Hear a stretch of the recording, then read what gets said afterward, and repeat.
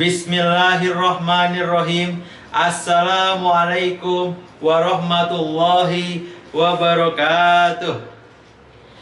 Alhamdulillahirabbil alamin wa bihi nasta'inu ala umuri dunya waddin. Wassalatu wassalamu ala asrofil anbiya'i wal mursalin wa ala alihi wa sahbihi ajma'in. Amma ba'du.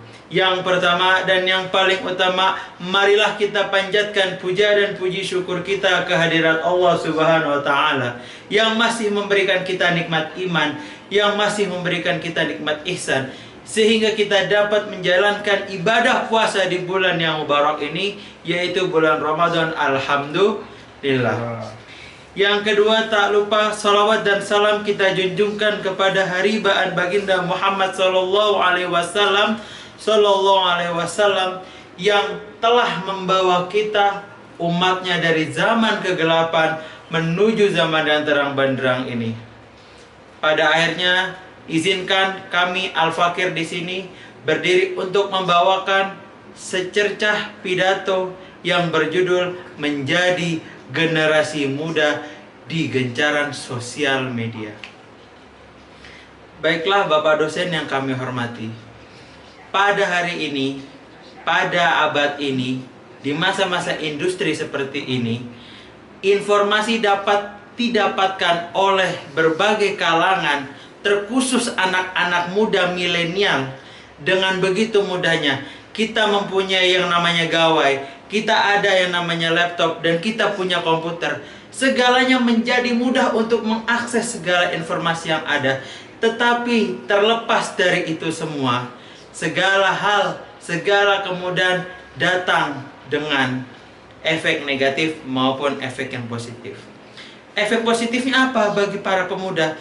Tentunya para pemuda ini, generasi kita, terkhusus kami dan teman-teman kami di luar sana, menjadi up to date, menjadi sangat mudah untuk mendapatkan informasi, baik informasi dalam negeri maupun informasi dari luar negeri. Segala informasi dari berbagai bidang dapat kita baca, dapat kita konsumsi melalui jari kita. Politikkah, pariwisatakah, ekonomikah, semuanya dapat kita konsumsi dengan baik. Tetapi di balik itu semua, teman-teman yang berbahagia, tentunya datang dengan efek negatif pula, yang mana hal ini menjadi berimbas bagaimana nanti perkembangan generasi muda kita di masa yang akan datang. Dalam suatu peribahasa Arab, ada seutas peribahasa yang mengatakan Syubbanul yaumi rijalul ghadi. Apa artinya? Syubbanul yaum, pemuda pada hari ini akan menjadi rijalul ghadi. Rijalul ghadi apa? Yaitu sebagai seorang pemimpin di masa yang akan datang. Baiklah hadirin-hadirin yang dirahmati oleh Allah Subhanahu wa taala. Dari peribahasa ini kita dapat mengetahui bahwasanya memang peran seorang pemuda dan muda-mudi menjadi sangat krusial dan menjadi penentu bagaimana nantinya peradaban bangsa kita dan peradaban agama kita di masa yang akan datang. Jika pemuda pada hari ini menjadi pemuda yang soleh, solihah, taat, alimah kepada orang tuanya, kepada teman-temannya, kepada gurunya, niscaya akan baik pula, niscaya akan soleh pula peradaban-peradaban di masa yang akan datang, yang mana nanti para pemuda ini akan menjadi pemangku, pemegang kekuasaan.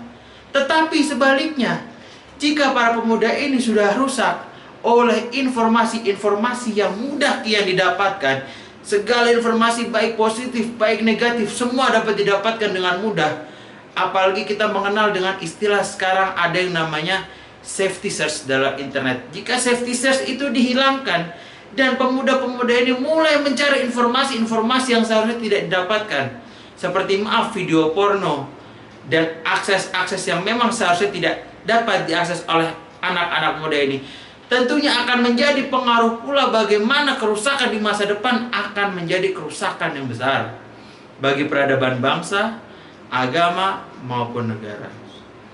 Baiklah hadirin yang dirahmati oleh Allah Subhanahu wa taala. Tentunya perkembangan pemuda ini tidak terlepas dari bagaimana peran orang tua kita, saudara-saudara kita, guru-guru kita mendidik kita. Tentunya mereka ingin kita sebagai generasi muda atau yang dikenal dengan Gen Z menjadi generasi yang baik, menjadi generasi yang taat agama. Agar apa? Agar nanti di masa depan peradaban kita juga menjadi peradaban yang baik. Jika rusak peradaban anak muda pada saat ini dikarenakan banyaknya akses informasi yang didapatkan, tentu akan berpengaruh pula kepada kerusakan peradaban di masa yang akan datang.